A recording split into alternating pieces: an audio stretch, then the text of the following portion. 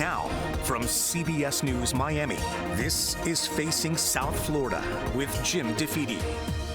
Welcome to Facing South Florida. I'm Jim DeFede. The Iowa caucuses are over, and former President Donald Trump won with more than 50% of the vote, 30 points ahead of Governor Ron DeSantis, who a month earlier was predicting he would win in Iowa because of his exceptional ground game. DeSantis invested millions into his operation in Iowa. He visited all 99 counties and held more than 250 events, but it was all for naught. Nevertheless, DeSantis declared victory Monday night. They threw everything but the kitchen sink at us.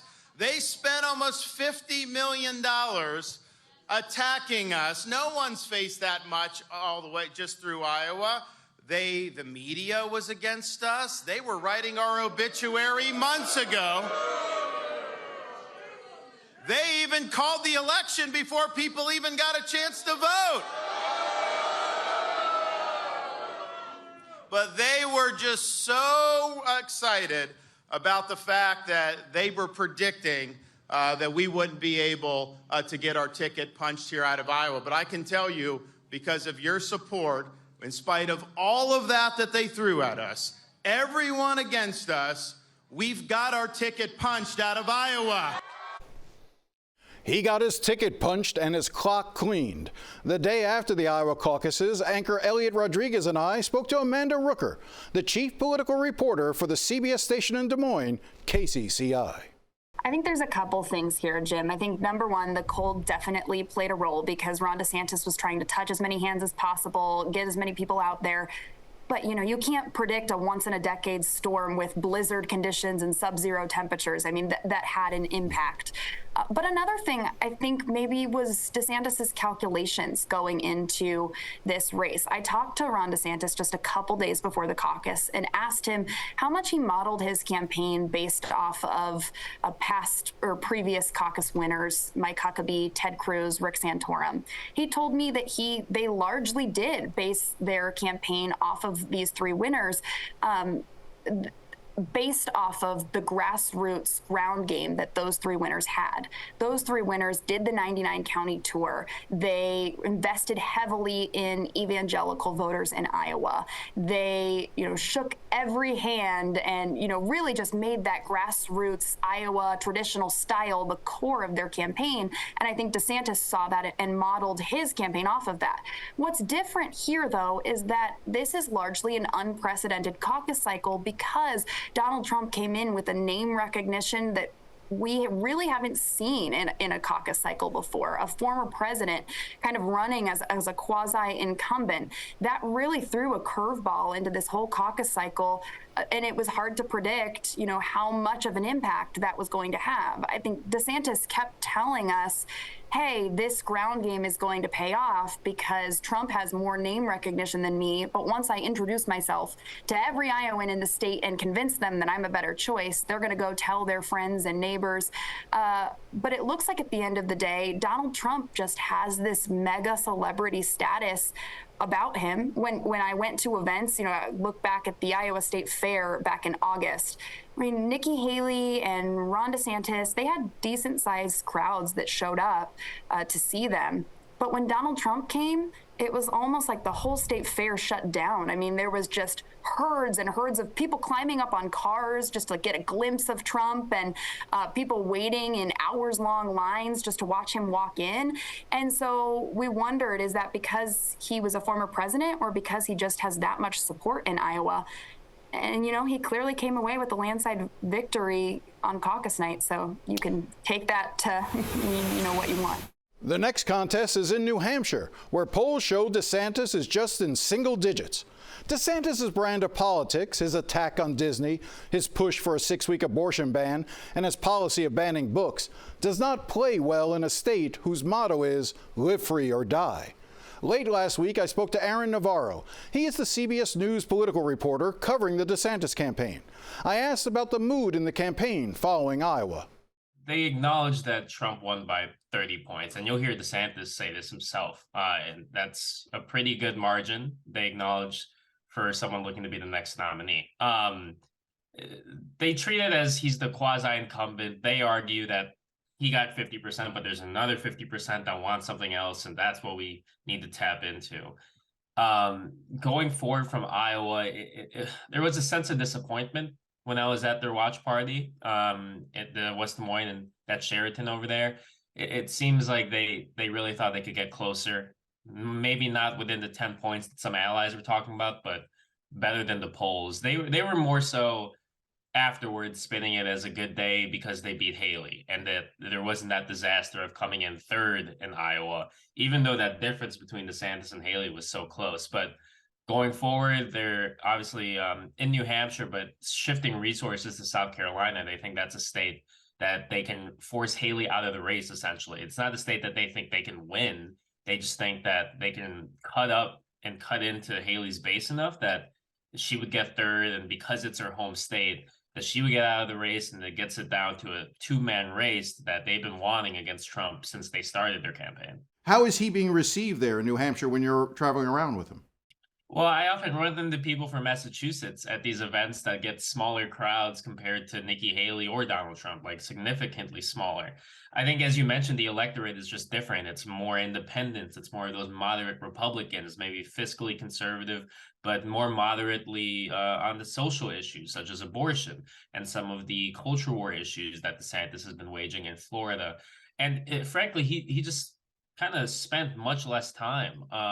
In mid-August, really, is when we stopped seeing him do the leapfrog of Iowa to New Hampshire, New Hampshire to Iowa. It was mainly all Iowa at that point. He would have two stops, two swings a month in October, November, and December. And obviously, after the Iowa caucus is when he came back here to New Hampshire. But for the month of September, he did not visit New Hampshire for any campaign events. So it's like an acknowledgement, and you see it in the polls, his campaign season in the polls, that DeSantis just does not have the support there to, make a difference in a meaningful way.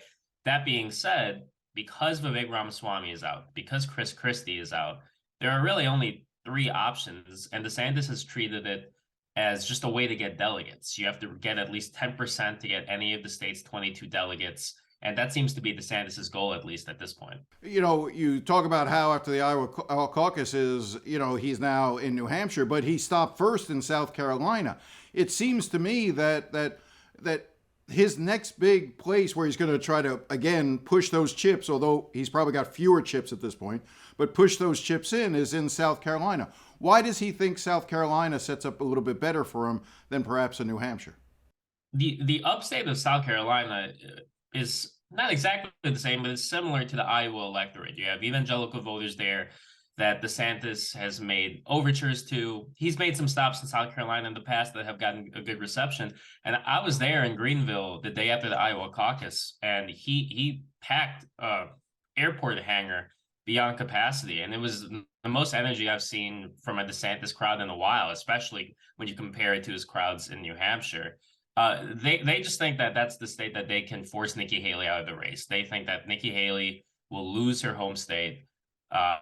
They want to maybe get her to third and surpass her, and that it'll change the race. It'll change it to just a one-on-one against Trump. The question is, once you get that one-on-one and you look at Super Tuesday, if you're the DeSantis campaign and can make it to that point, what states could you actually beat Trump in? I think that's the open question. In talking to folks in the final week leading into the Iowa caucus, you started hearing, or I at least started hearing, from folks inside DeSantis's world that, well, regardless of what happens in Iowa, we're in it for the long haul. We're going to stay. This is going to be a delegate fight. And it seems almost in part that the DeSantis campaign wants to at least stick around, try to pick off a few delegates here and there, I guess hoping that something again radically happens to shake up the race. Either, Donald Trump maybe being convicted or some new cataclysmic event hitting Donald Trump that would then leave DeSantis in that position to be the heir apparent. But again, he's been hoping for that for a while. It just hasn't happened. And campaigns, usually don't end. They just run out of money. How is the financial situation for the DeSantis campaign? I know that they were down to, compared to where they were, in terms of the amount of money they have, they're running on fumes right now, aren't they? Yeah, and the day after the Iowa caucus, there was a finance meeting on DeSantis's campaign, and from talking to some people there, they got the sense that the campaign is confident on making it through to South Carolina financially. After that, they're hoping to get an influx. They obviously need more money to come in, and getting second, but getting beat by 30 points in Iowa is not necessarily a big confidence boost if you're a donor looking to find a non-Trump candidate.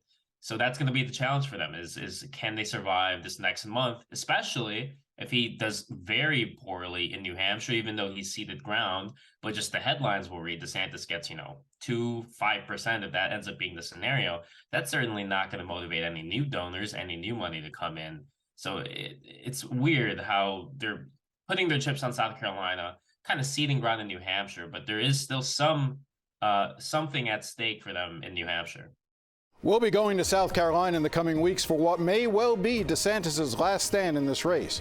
Now, when we come back, we'll turn to Congress, which passed another stopgap funding bill to keep the government open. We'll talk to South Florida Congressman Jared Moskowitz when we return. Stay with us.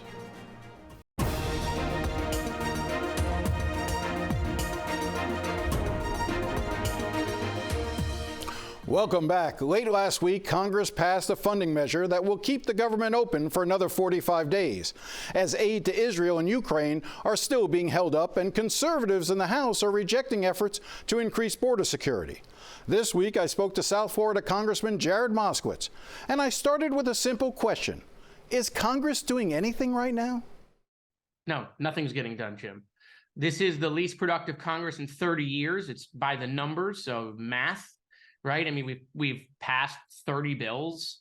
The pace for an average Congress is about 300. So we're way behind that pace. Obviously, this has been just a dysfunctional Congress. It's been completely chaotic. My colleagues across the aisle, when they find time to fight with the Democrats, it's far and few between because they're fighting with themselves. And meanwhile, our allies, Ukraine and Israel, are still waiting for us to help them in a funding bill that we've not been able to get done. What are our allies thinking around the world? What are our enemies looking at and figuring out how they're going to take advantage? So this Congress has created such a mess for the American people. There seemed that there were some negotiations in the Senate to try to give the Democrats giving on some issues with regard to immigration, particularly on policy reforms, not just additional funding. But it seems to not have a lot of support among Republicans in the House. Where is immigration standing right now? On the border and on immigration, there is bipartisan agreement that there is an issue at the border, major issues at the border, and that we can solve it. If you listen to John Thune and Lindsey Graham, conservative members of the Senate, they're working on the most conservative border policy to come out of the Senate in a generation. And I'm willing to vote for it. I'm willing to work with them in the Senate and my colleagues in the House to do something at the border, because this has been decades in the making, failure after failure, administration after administration, Congress after Congress, not willing to address it. For a very long time, Democrats refused to even acknowledge that there was a crisis on the border. The fact that Democrats are now talking about the border as a crisis, in part, I think is reflecting the reality of what voters are now saying is their most important issue, which includes the economy and immigration. Were Democrats late to recognize the problems on the border? Well, look, I just got here, so I've only been here a year. And I've been talking about the border since I got here. As far as Democrats, no. Barack Obama deported more people in each of his 2 terms than President Trump deported in his term. President Obama deported, like 1 million more people in a 4-year term than President Trump did. So Democrats have been talking about this and dealing with the border. The issue is that it's become politicized, Jim, just like a lot of other issues up here, which is no one wants to solve problems when the other person is in charge, because they don't want to give the other team a win. And that's kind of what's happening in the House now. Going back to your previous question, what's happening in the House now is I have colleagues who have been ginning up the border issue all year, talking about a crisis, talking about fentanyl, which is a real issue, right? We have kids dying from fentanyl in this country. My predecessor, Ted Deutsch's nephew, died from an accidental fentanyl overdose. And now many of my Republican House colleagues are coming out and admitting They don't want to do anything on the border. They'll vacate the chair. They'll vacate the new speaker if he tries to solve the border, because they don't want to give Joe Biden a win. They don't want to do it before the election. They want to do it. They want to listen to Donald Trump, who wants the border to get worse so he can use it as an election issue rather than solve the problem. Lastly, I just want to get your reaction to the Iowa caucuses. Donald Trump securing more than 50% of the Republicans. Granted, it was a low turnout, about 105,000, typically 180,000 in 2016, but the cold weather kept people home. Ron DeSantis finished second. It's declared some sort of moral victory by receiving basically 21% of the vote, 30 points behind Donald Trump. What did you make of the Iowa caucus results? Well, look, this is the strangest, right, political season I think we've ever seen, right? If you talk to some Republicans, they don't think Joe Biden's going to be the nominee. And if you talk to some Democrats, they don't think Trump's going to be the nominee. And they're both going to be the nominee. This is where we're headed. We're headed to a redo of Trump versus Biden. And so what I make of the results in Iowa is the same thing I knew before Iowa and I know after Iowa, that the Republican Party is going to put up Donald Trump yet again. And that's because when it comes to a primary Republican voter, right, Donald Trump has a hold over that party. It's something that we can't explain, Jim, because we've never seen it in modern times in this country. Someone have people so beholden to him, regardless of the facts, regardless of all the chaos that surrounds him, regardless that he's lost everything that he's touched since his first victory in 2016. And so that's where we're headed here. You know, we'll see what happens in New Hampshire. We'll see what happens in Nevada. We'll see what happens in South Carolina. So it may drag out maybe a little bit longer. But at the end of the day, when Super Tuesday happens, Trump is going to clean up and Trump is going to be the nominee of that party. Trump is going to be the nominee. You said Joe Biden is going to be the nominee, both of which the vast majority of Americans do not want to see. They do not want to see a rematch. You know, let me try not to get you in too much trouble on the Democratic side, but at what point does a politician like a Joe Biden recognize that it's time to exit? He accomplished exactly what he wanted to in 20 by saying, you know, I'm the person who can bring civility, and therefore I'm the best choice, the best option in 20. I don't know that he's truly the Democrats' best option in 24. And I think that if it's a rematch, you know, I think the Democrats are playing with fire. And I do think there are other Democrats out there who would have a much easier time defeating Donald Trump than Joe Biden. I guess I just want to get your reaction to at what point do they just recognize we saw it with Ruth Bader Ginsburg? I don't think the situations are analogous, only because that was a strategic error, because we could have appointed someone when we had control at that time, right? That was an easier thing. And in hindsight, look, she's appointed for life. Ruth Bader Ginsburg has a tremendous legacy. That was her decision. But obviously, when you look back now, you think to yourselves, boy, how different could it have been? What could we have prevented? In this instance, Jim, I mean, we're just back in a situation where the only one who could beat Biden might be Trump, and the only one that could beat Trump might be Biden. And I really think that is the calculus here, is that Joe Biden. You really think the only Democrat that could beat Donald Trump is Joe Biden? You don't think a J.B. Pritzker, a Gretchen Whitmer, a Gavin Newsom, somebody from a new generation? Because I think I think a lot of voters are ready for that generational shift. Well, by the way, this is a problem in both parties right now. They're both about to nominate, you know, the people that got their AARP card, you know, decades ago already. So, I mean, you know, that's just where we are in politics. Both parties, you know, would like to move on to the next generation. But if you're President Biden, you look at the accomplishments that he's had in his 4 years, especially in the first 2 years when they had Congress, and then you look at the fact that he beat President Trump. Right. And I think that's where the majority of Democrats are. The majority of Democrats want to go with someone who has done it before so that we can do it again. Some of those other folks they don't have the platform. They don't have the name ID. They don't have the experience going up against Trump. Going up against Trump, by the way, is something that you're not prepared for until it happens. Right. And you gain that experience through trial by fire, quite frankly. This idea that you can just prepare to go against him and without ever doing that. Joe Biden's done that. Joe Biden's done those debates. He's done that campaign. and has that experience. And I think that's why Democrats are putting up Joe Biden, quite frankly. And I think I think Joe Biden's going to win the election, because I think the American people, some people will go in and vote for Joe Biden. Some people will go in and vote against Donald Trump. But I think that coalition together is why we'll ultimately beat Donald Trump. When we come back, a few thoughts about the current state of disrepair at Miami International Airport. That's right after the break.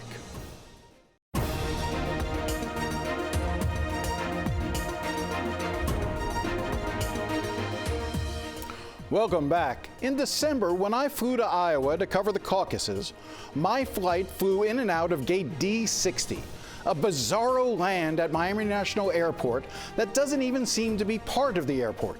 It is literally a mile from where you enter the airport. Now, typically, if you leave from that far-flung gate, you take the SkyTrain. But in December, there was a sign that the SkyTrain was suspended for maintenance. That was the word, maintenance.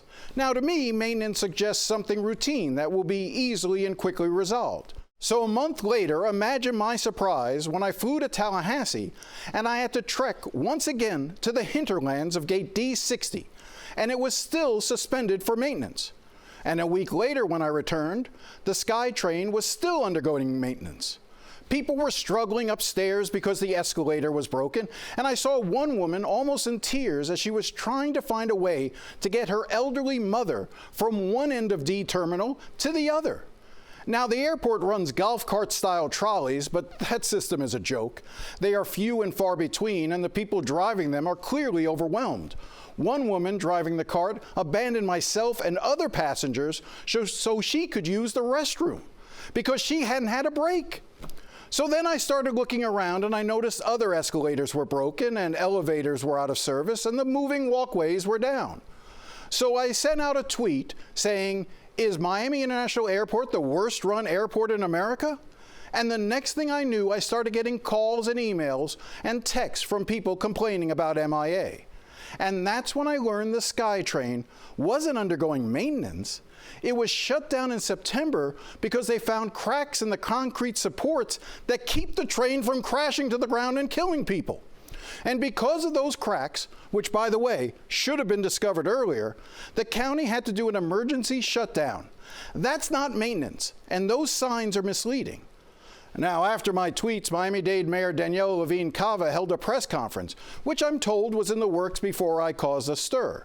And the mayor seemed really eager to make that point at the start of her press conference. I want to be very clear. We are not here today because of a few tweets. We are not here because of a couple of escalators or elevators. We're here because I have prioritized deferred maintenance since day one. Okay, that's all well and good, but maybe the time for the press conference was back in September, when you realized the SkyTrain was too dangerous to operate and the public was going to face major inconveniences at the airport. But during her press conference, Levine Cava, who has been mayor for 3 years and a county commissioner for many years before that, blamed past administrations for failing to maintain the airport. She now says she will be investing billions in making repairs and improvements at the airport. That's great, but perhaps at the same time she could take some responsibility as well and not just blame others. Levine Cava said they hope to get part of the SkyTrain up and running by sometime in March. In the meantime, get ready for a long walk. Well, that's all the time we have. We'll be back again next week with another edition of Facing South Florida. Thanks again for watching, and enjoy the rest of your day.